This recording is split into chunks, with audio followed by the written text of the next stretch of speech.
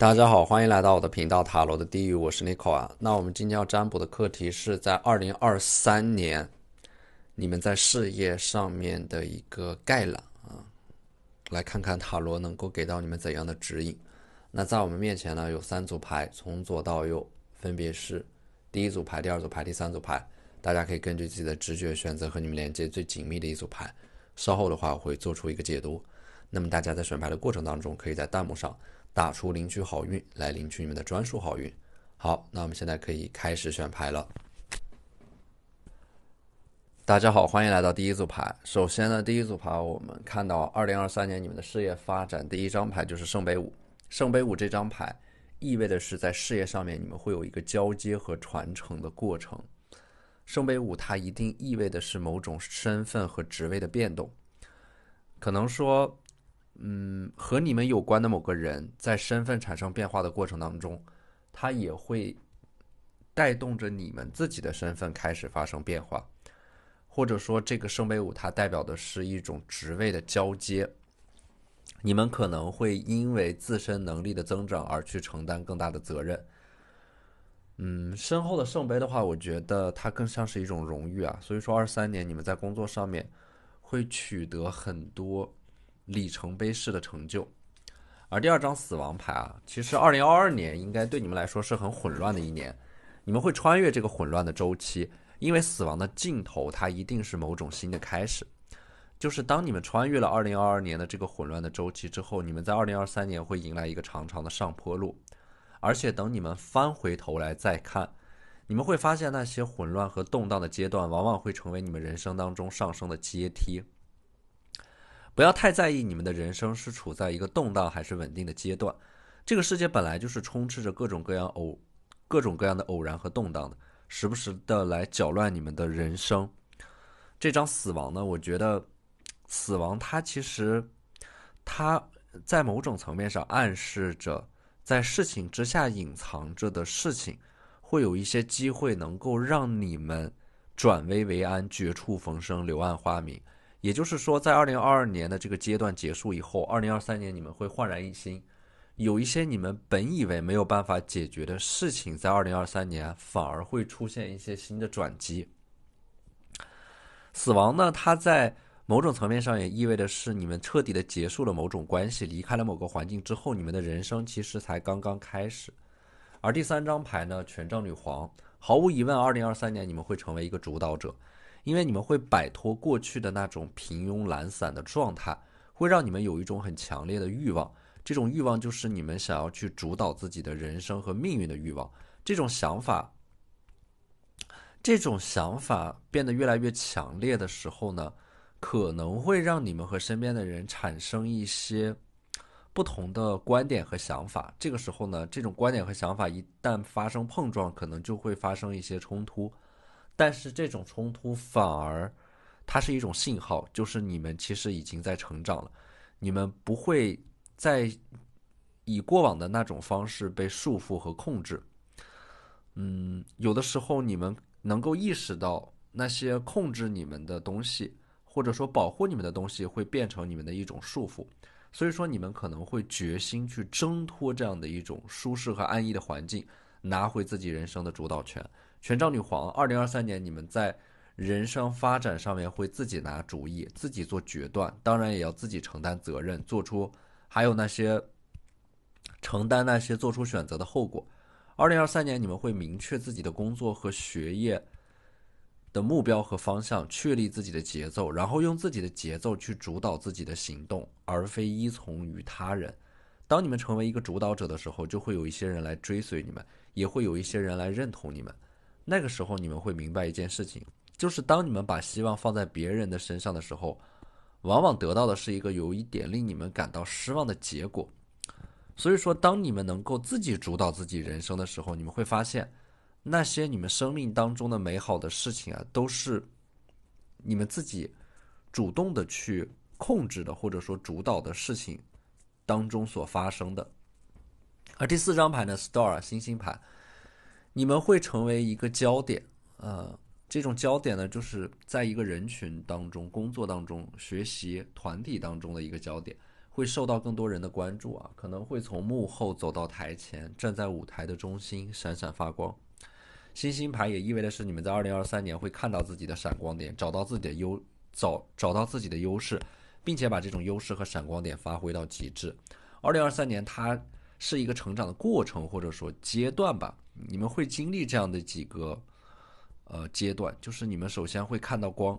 看到一个榜样，然后去追逐它，去靠近光，追随光，散发光，最后你们会成为光本身，就是你们会成为一个被别人所仰慕的存在。这个过程它可能是无意识的，就是在别人的眼中你们是发光的，但是你们自己意识不到。也就是说，在别人眼中对你们的评价远远比你们自己给自己的评价要高得多。而且这张世界牌我觉得对应的是一部分人在2023年啊，它显化出来的是一种物理居住环境的变化啊，迁移，活动范围会增加，一部分人可能会出国，事业版图有一个扩张，增加一些新的项目，可能会有一些跨境的贸易啊、谈判啊、商务旅行。我觉得在某种层面上暗示着你们自身在工作上面的一些能力啊、想法会得到一个释放。世界牌它一定代表的是一种更大的格局和野心。而且呢，这张的 World 的世界牌就告诉你们啊，不要在一些小事情上面斤斤计较，不要把自己困在一些小的格局里边，管理好自己的时间。然后呢，对你们要做的这个事情有一个排序啊，优先做那些最紧急且最重要的事情。你就是这张世界牌呢，你们关注什么，你们就会成为什么。你们的格局会决定思想，思想又会指导行动，行动最终会改变你们的命运。所以说这张的 Handman 啊，吊人啊，你们的手被一条绳子所绑住。2023年的话，在事业上面可能会有某种东西把你们困住，但是你们会在这样的一种困顿的束缚的环境当中，在这样的一种苦难的环境当中，你们会努力的去寻找一种绽放自己的方式。我觉得你们应该是能够有这样的一种感触的，就是当你们在一个地方被困住了，命运往往会给你们一种很大的推动力，让你们不在里面打转。不要因为一些眷恋或者说懒惰而妄想不走出来。当你们感觉到内心当中有一个声音，让你们去打破这种命运之轮的重复和循环的时候，你们一定要勇敢一点，这是宇宙在帮助你们做出这个决定。所以说我觉得困住你们的东西可能也是包含在你们对于过往的留恋啊，对于一些遗憾的执念上面啊。一旦你们走出了这个困住你们的环境或者说关系的时候，一定不要回头看。我觉得它可能是一种性格的逆转吧。你们在经历了一些事情之后，你们的性格就已经悄悄的在发生改变了。你们之前可能是有一点逆来顺受的，但是你们在2023年最大的转变就是你们会挣脱这种束缚，变得更加的强硬。星币9这张牌呢，它暗示着你们在事业上面会遇到一个贵人，这个贵人他的手上有很多的资源啊。而且这种你们和贵人的这种身份呢，更像是，或者说更像是一种双向奔赴啊。这个人他也在寻找你，而你们也在等待着他的出现，有一种一拍即合的感觉。因为你们的身上有某种潜力和价值没有兑现，而他刚好能够看到你们的闪光点，又有某种资源能够推动你们自身的发展。这个贵人呢，大概是一个年长于你们的女性贵人。或者说和你们有很多的这样的一种相同的理念和想法，能够擦出很多的火花。那么这个星币9呢，有一种可能是你们在23年会遇到一个女性贵人，但是也有可能，或者有没有这种可能，这个贵人就是你们自己呢？你们身后的这些星币代表的是你们在2023年会遇到一个更好的自己，你们过去做出的那些努力沉淀下来的一些资源，在2023年会得到一个集中的显化和变现。你们身后的星币的话呢，2023年你们会实现一个大的财富的显化，能够让你们跨越一个阶级，抓住某个行业发展的风口，然后一飞冲天。这个权杖侍卫呢，我觉得你们会有一个新的开始吧，会涉足到一个新的领域和行业。因为权杖侍卫它本身就是一个很初阶的这种版本，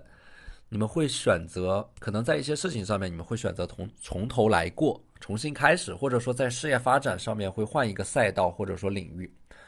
我觉得这个权杖侍卫的话，它一定是你们在做了很多的思考和打算以后啊，会去做一些新的尝试和改变。当你们感觉到你们在原有的这个领域和赛道当中没有办法突破的时候，其实你们内在身体内的一部分自我已经在枯萎了。那这个时候你们就要做出一些改变和选择，让新的自我，或者说新的生命能量，重新生长。2023年，它其实给我一种新旧交替的感觉。包括这张我们抽到的这张 Angel of Balance 啊，天使神谕卡，它给到的是一个平衡。2023年你们的关键词是什么呢？是平衡。它可能是对于理想和现实之间的一种平衡性的把握啊，就是你们要在理想和现实之间取得一个平衡点，或者说可能是平衡好工作和生活的关系，或者说这种平衡呢是重新回归到一种稳定的状态。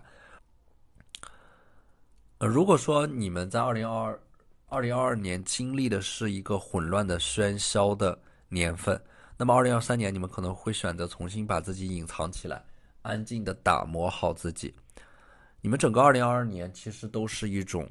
隐忍的，这种隐忍的力量，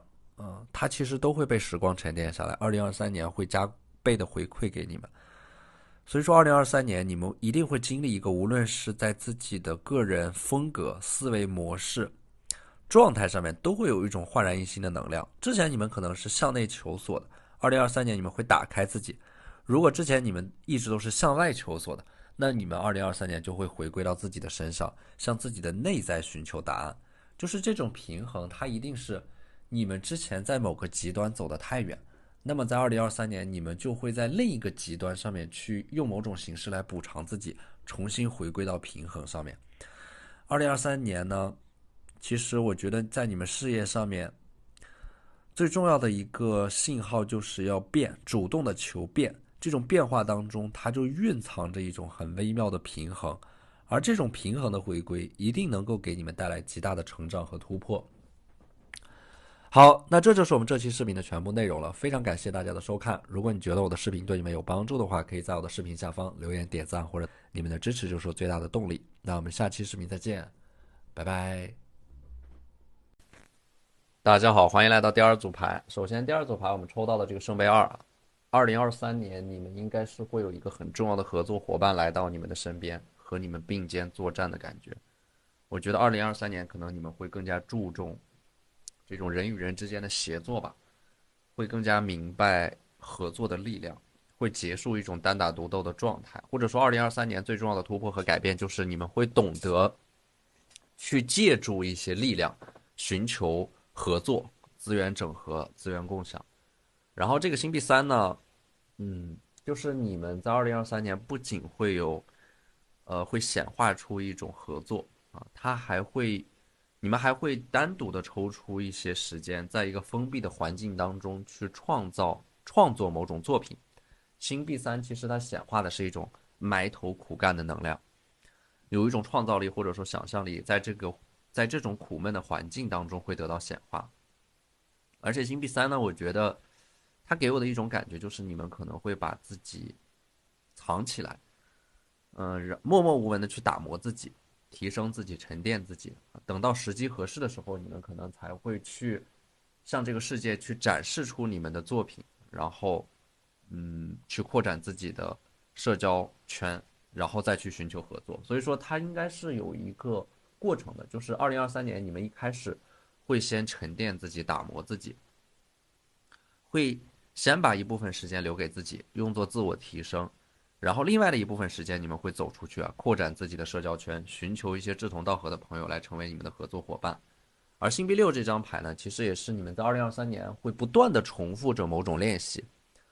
这张牌给我的感觉就是台上1分钟，台下10年功。你们在为了某个很重要的事情，不断的重复着做着某种枯燥的练习，简单的事情重复做，重复的事情认真做。其实我从前面的这几张牌呢，我的感觉就是你们在2023年是非常充实的，会安排一个非常详尽的计划，把你们的时间利用到极致。而且你们很清楚，时间它是一种不可再生资源，你们有着强烈的时间意识。可能说2023年有着一些非常紧迫的事情等待着你们去完成，所以说你们在2023年，你们怎么利用时间，那么时间它就会以一种怎样的方式去回馈你们。而这个星币六呢，其实就是沉浸在自己的世界里边，去做着自己喜欢的事情。2023年你们应该是会找到自己真正的使命、意义和方向的，然后全身心的投入到其中，创造你们自己的财富和价值。所以说，我们抽到的这张星币八呢，其实就是它象征的是你们在2023年会专注的，而不是分散的使用时间。你们会把时间集中在一条线上，朝着一个方向和目标持续的积累。这种专注呢，能够帮助你们构成一种和谐的内在秩序。2023年，它一定是拥有一种内聚力的，它是有序的，不再是碎片化的，不再是分心的，也不再是3分钟热度的，而是你们会深度的投入到某件事情里边，由此获得一种身心合一的专注。它是一种生命的极致的发挥，通过这样的方式达到忘我的程度，由此获得内心秩序和安宁的状态。那我们抽到的这张星币九呢，我觉得23年会有一个意料之外的惊喜在等着你们啊，一种来自于事业上面，你们可能会得到一个突然的得到一个能够突破自己之前的一个发展瓶颈的机会。你们可能已经在某个关口反复的徘徊和纠结了很久了。你们以为在原地踏步，其实不是，你们在默默的积蓄着能量。而且呢，在你们经验，就是在你们得到这个好消息之前，在你们惊艳所有人之前，其实大家不知道的是，你们已经孤独的在黑暗当中战斗了很久了。所以我觉得这个星币九的话呢，你们在23年会得到一个惊人的进步和成长。在事业上面的这个好消息，它既是意料之外，但是又在情理之中。就是你们内心当中，其实你们是能够预想到这样的一种突破和转变的，这是你们应得的。而这张宝剑侍卫呢，其实你们在23年自身的思维也会有一个进化吧，会拥有一种成长型的思维，会将过往的一切变成养料。你们会发现，你们就是在不断的实时更新、生长和创造的。所以说，这个宝剑侍卫呢，我觉得这种思维的转变会让你们具有一种强者心态。你们会把挑战和失败作为重新思考的机会，因为这个宝剑侍卫本身风向特质属性的牌，它就是有一种能够把自己抽离出来，以一个第三者的视角去看待自己过去所经历的那些得失。所以说你们会拥有这种强者心态，它一定是和弱者心态的人形成一种鲜明的对比，因为那些弱者心态的人就会将失败视为完全的失败。所以说一个人身上，他不仅仅是只有一种心态的，可能你们的身上既有强者心态，也有弱者心态。你们要做的就是让自己的这种强者心态占据一个主导的位置，而这种思维的转变呢，会决定你们未来发展的上限。因为你们对待失败的方式，就决定了你们的思维是固定的，还是时刻准备好成长的。所以说，这个宝剑侍卫呢，它本身象征的就是一种灵活的思维。在完成这种思维的转变之前，你们可能还会和自己有一个坦诚的对话。你们会放下自己手中的事情，去问一下自己，现在做的这些事情是不是自己真正想做的？你们真正渴望的又是什么？你们的人生的使命和意义是什么？通过这样的一种方式，你们会更加看清自己内在的自我。我相信，其实你们早就已经有答案了。更重要的是，你们要把那个答案付诸于实践和行动。所以说，这种活跃的思维能量能够让你们摆脱思维定式，不是别人告诉你们要做什么，而是你们自己给自己指引。这种风向，这种风向的属性呢，它因为宝剑本身它就代表的是一种思维嘛，所以说我觉得2023年你们在事业还是学业上面，会真正的具有一种解决问题的这种结构化的思维，能够拆解问题，能够让问题简单化，把问题结构化，看看一个问题它是由哪些环节组成的，哪些环节是最容易攻克的，然后你们就会找到切入点。所以说宝剑侍卫它可解读的角度和方向有很多，我觉得最重要的一点还是你们要当你们看到这张牌的时候，你们就要意识到2023年你们的这种思维层面的转变啊，可能就是一闪念间的某种灵感的迸发，会突然的意识到什么，有时候突然的意识到自己在一种浑浑噩噩的生活里边已经很久了，在一种没有照顾好自己的生活，也没有照顾好自己的情绪的困境里边重复着，或者说在一种反复受伤的关系里边一直委屈着自己。当你们突然能够意识到这一点以后啊，你们就有一种力量去摆脱这种生命的牢笼，并且会给自己树立一个真正的目标。而这个目标呢，它一定是基于你们自我实现的一种需求。那么我们抽到的这张魔术师呢，应该说它对应的是你们在23年事业或者是学业上面啊，你们会得到某个人的认可。这种认可呢，是被理解、被包容、被信任的感觉。就是说，这个魔术师他的认可能够激活你们内在的一种配得感，增强你们对于自己的自信心，对于自我的这种由衷的认同和接纳。所以说，这个人可能是之前啊，他不认同你们的理念和想法，但是呢，在随着时间的推移啊，你们可能一直在某个领域或者说赛道上持续的坚持着自己，那么对方可能他会逐渐的被你们的行动、你们的坚持所打动，而这个人他从态度上的转变会给到你们极大的信心和鼓舞，让你们坚信你们正在走在一条正确的轨道上。这张星币女皇呢，我觉得23年你们会养成一个习惯嘛，这种习惯就是自我反思，不断的复盘和总结自己的每一天啊。星币本身的话，它就是日复一日的慢慢的积累人生的厚度，你们再一次的出发，或者说再一次的实现某种成就和突破啊。为了这样的一种成就和突破，在积蓄能量。这个星币女皇她给我一种在持续不断的修复自己的感觉，就是23年，也许你们会从过去经历的某种失败，或者说在失去的废墟之上重新建立新的自我，重新树立新的计划，会把自己从泥潭里边解救出来。你们也会充分的吸取过去的教训。星币本身的话呢，它就沉淀的是一种时间，它象征的是一种积累。所以说，在这个过程当中，你们也要保持自己的专业敏感度，无论是能力、财富、人脉，都会随着时间的积累越来越高，你们自身自然就会变得越来越富有，无论是精神层面上还是物质层面上。它就像搭积木一样，你们只有连续搭建才能够越来越搭越高。所以说，你们要保证你们做的事情呢，它是可以被不断的重复和积累的，而且你们要在这个过程当中持续不断的去反思和总结。而且呢，这张星币女皇还有这样的一种暗示，就是你们要学会制造那些让自己满意的事情，每天做一点积累，每天做一些能够自我提升的事情。当你们把这些事情完成的时候，你们会对于自己、对于这个世界都会更加的满意。而这个圣杯骑士呢，我觉得23年你们在事业上面会拥有一种从容不迫的笃定和自信吧。圣杯骑士就是你们在23年自己想要实现的事情会变得更加松弛吧。这种松弛不是去躺平，而是圣杯它本身就是能够更加尊重事物发展的基本规律，保持自身积极的能量，持续的新陈代谢。它这个圣杯它本身就是水元素嘛，就像水一样持续的流动着，不缓不急，有着自己的节奏，一边发现机会，一边向内探索，一边向外交流，持续的流动，往复循环。所以说，圣杯骑士我觉得就是保持一种与世无争的心态，把更多的时间和注意力放在自身建设上面。这种松弛感啊，它一定是建立在一种信念上面，就是你若盛开，清风自来。2023年的一些在事业上面的成就和里程碑式的事件，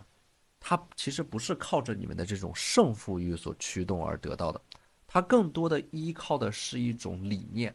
这种理念就是流水不争先，争的是滔滔不绝。你们要把自己的人生当成是一个马拉松，而不是100米赛跑。在这样的一种不断持续流动、更新、进化的过程当中，你们自然而然就会实现那些看起来遥不可及的无比重要的目标。所以说2023年对你们来说，真正它讲究的是一种顺其自然、水到渠成。那么我们抽到的这张神谕卡 Door to Value，2023年会打开一扇门，你们会找到一种自我实现的方式，去实现自我价值，或者说通过某件事情，你们会发现自己真正擅长的、真正有优势的闪光点，你们会创造很多的价值，你们会让自身的能量流动起来，积极的参与到这个社会的运转当中，可能你们还会主动的去分享一些有价值的东西，在分享的过程当中你们会收获到更多的价值与回馈。好，那这就是我们这期视频的全部内容了，非常感谢大家的收看。如果你觉得我的视频对你们有帮助的话，可以在我的视频下方留言点赞，或者你们的支持就是我最大的动力。那我们下期视频再见，拜拜。大家好，欢迎来到第三组牌。那第三组牌，我们首先抽到的这张圣杯十。2023年在事业上来说的话，圣杯十它必然是收获的一年，因为圣杯十它本身就暗含着一种圆满，有两种可能。首先，这种圆满它就是现实意义当中的圆满，就是可能你们在经历了2022年的一个低谷之后呢，2023年会触底反弹，无论做什么事情都会感觉事半功倍，有一种无形的力量在推着你们往前走。或者说这种圆满可能就是你们在事业上之前一直在努力推进的某件事情在经历了2022年一波三折的动荡之后在2023年它最终会取得一个令你们感到满意的结果。当然这种圆满也可能是在精神层面上你们会收获到的一种美好这种美好它一定是向内探索所得到的，它可能就是你们会放下某种执念，或者说你们不再将这个世界与你们所期待的塑造的那个圆满的世界所比较，而是接纳这个世界，爱它，属于它。那这个时候你们就会得到另一种形式的圆满。那可以肯定的是2023年它必然会有一件能够令你们感到欢呼雀跃，甚至是有一种奔走相告的冲动的事情会发生。那么第二张牌呢，教皇牌教皇的话呢，2023年你们在事业上面可能会有一个德高望重的非常权威的领导者或者说导师，他会在23年给到你们非常多的帮助和指引，他会把他的这种智慧或者说资源分享出来，帮助你们在2023年完成一个很关键的抉择。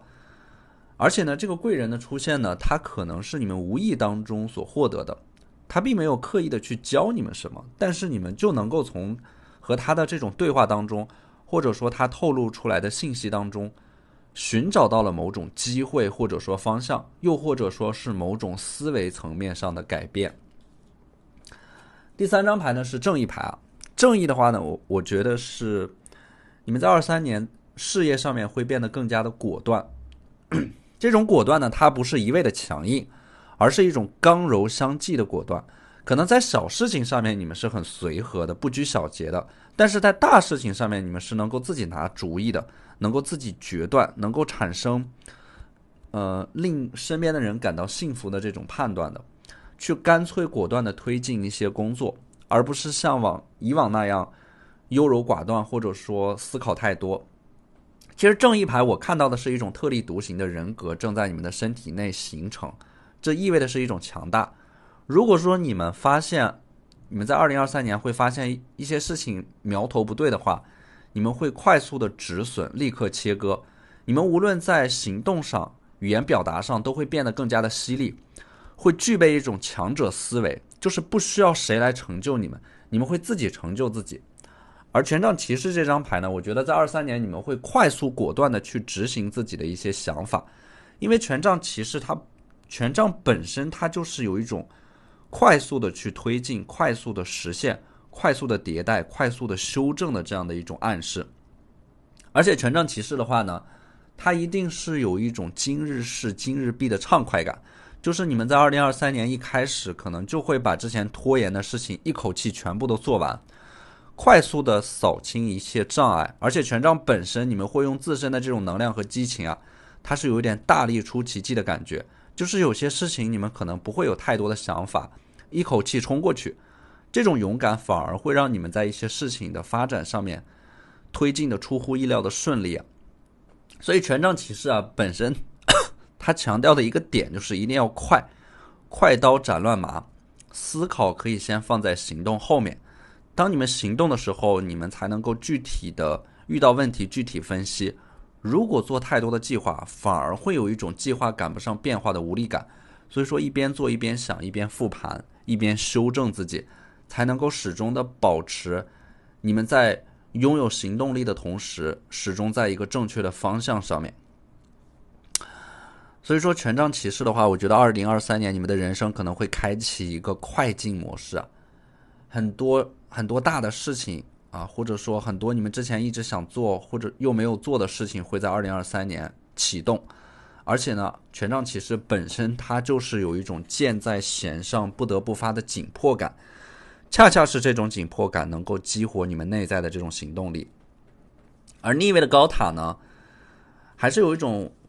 它其实是有一种反反复复的感觉，就是有一些问题反反复复的出现，有一些人际关系反反复复的困扰着你们，可能会成为你们在事业发展上面一个极大的障碍。本质上还是因为有一些事情你们太重感情了，可能没有办法彻底的放下一些过去的回忆和执念。那么所以说这张正义牌啊，它才尤其重要，就是你们要狠下心来去做一些断舍离，做一些切割。而且呢，这个逆位的高塔呢，可能说2023年困扰你们的不是人生当中的那些大的选择，而是你们生活在这样的一个时间被切割的很细碎，然后空间上你们又在不断的游移，人际关系当中这种情感的摩擦不断，然后被动的不断的卷入到各种各样生活的琐碎里边。可能说单独发生的一件小事都不至于让你们束手无策，但是呢，有些事情可能在同一时间全部的向你们涌来，会让你们有一种无力感吧。我觉得为了应对这样的一种无力感，你们需要养成一种固定的生活习惯，就是这种习惯它就是在大脑里预存一种应对事情的解决方案，养成习惯后下意识的去解决一些问题，或者说屏蔽一些事情对你们的干扰，用这种方式来对抗环境的随机扰动。所以说这个逆位的高塔它也是一种暗示你们要在2023年及时止损，有一些东西它在不断的消耗你们在一些事情上面的投入啊，或者说一些努力看不到回报，你们可能会很痛苦。所以说这种止损的能力会非常重要，它有的时候甚至要远远大于开创的能力。因为止损每一次并不一定都是对的，但是每一次止损绝对都是做了一次勇敢的自己，和一些人或者说事情划清界限，才能够让你们有一个新的开始。这张宝剑女皇呢，它代表的是2023年你们可能还会遇到一个女性贵人，或者说一个第三方支持着你们的能量。它的作用是呢，它是一个非常清醒的人，它能够帮助你们从当事人的视角里边跳脱出来，帮助你们去在一个全新的视角上去分析一些事情的得失和利弊。这个人她可能是你们的闺蜜、家人，或者说在生活和工作上面遇到的一个头脑清醒的女性，她的存在就好像是你们的一种内心当中的另一个声音，能够帮助你们避免做出一些错误的决定，或者说避免你们在一个错误的方向上面狂奔，越走越远。而这个权杖一呢，你们在23年的工作上面还会迎来一个很重要的机会。这个机会呢，它不是意料之外的，而是你们已经预感到一个机会的出现，它才会出现。它是属于一个意料之中的机会，而这个机会呢，它是源自于过去某个人带给你们的，就是你们过去所积累的人脉，在23年会派上用场，可能是一个老朋友、老的同事、同学给你们抛来的一个橄榄枝。我觉得这张牌呢，命运会在你们做好准备的时候抛来橄榄枝啊，所以说不要着急，专注的去打磨自己，那些机会自然会出现。而我们抽到的这个逆位的爱人牌呢，我觉得这组牌的话，它还是有这样的一种暗示吧，就是在2023年要专注的做事业，专注赚钱。逆位的爱人呢，我觉得就代表的是可能对于感情啊，或者说谈恋爱这件事情时机未到 not the right time， 所以说它是一个逆位，不是一个正确的时间点。或者说这组牌呢，这张逆位的爱人，它就暗示你们在感情这件事情上面，它可以稍微的排在你们事业之后，最重要的还是主动的去打磨和建设自我。找到一种全新的方式去驱动自己学习啊，不是为了谁而变成更好的自己，一定是为了你们自己，你们发自内心当中的这种想法去变成一个更好的自己，去建设一个更好的自己。这种事业上努力提升的基础，一定是基于爱自己的基础。唯有热爱才能够对抗岁月对你们的侵蚀啊！你们对于任何东西投射的这种爱，一定是源自于你们对于自己的爱。所以说，我觉得逆位的爱人也是在提醒你们，在23年不要恋爱脑啊！你们要去，就是只有当你们全然的爱自己的时候，对的人才会出现。而爱自己的方式，一定是用尽全力的去拥抱自己，建设自己，投资自己。那么这张 Patience 呢，我觉得23年你们要做的事情啊，你们要有一点耐心，因为时间它就会淘汰掉那些不坚定的人。如果你们自身有信念啊，有这样的一种坚持坚韧的话，你们自身本身就是一个长期主义者的时候，那当时间淘汰掉了那些不坚定的人以后，你们就会成为最终的赢家。所以说很多事情不是你们自身要进步多快，只要你们保持当前的这个节奏，按部就班的稳稳的走下去，你们就已经超越了99%的人了。这个世界比你们想象的要更加浮躁，大部分人都会半途而废。如果你们能够在一件事情上面从头走到尾的话，你们就已经是佼佼者了。那么第二张牌呢是 Action 啊，2023年你们需要去行动，你们的行动本身会赋予时光和生命意义，不要把你们的精力都放在思考、懊悔、自责、纠结和你们自身的情绪内耗上，一定要把精力灌注在行动、生产和创造上，你们的人生才能够去实实在在的得到一些东西吧，而不是永远停留在那些想象当中的海市蜃楼里。第三张牌呢 Community， 你们在23年会走出自己的世界吧，让自己融入到一个更大的集体和组织当中啊，在那里你们会得到更多的资源，或者说你们会摆脱一种单打独斗的模式，你们会最终意识到人的本质它就是一种社会关系的总和，你们会主动的去打破自己的社交圈层，去主动的找到一些和你们自身能量所匹配的环境、组织和团体，融入到他们当中，你们会得到非常多有价值的信息和机会的。好，那这就是我们这期视频的全部内容了，非常感谢大家的收看。如果你觉得我的视频对你们有帮助的话，可以在我的视频下方留言点赞，或者你们的支持就是我最大的动力。那我们下期视频再见，拜拜。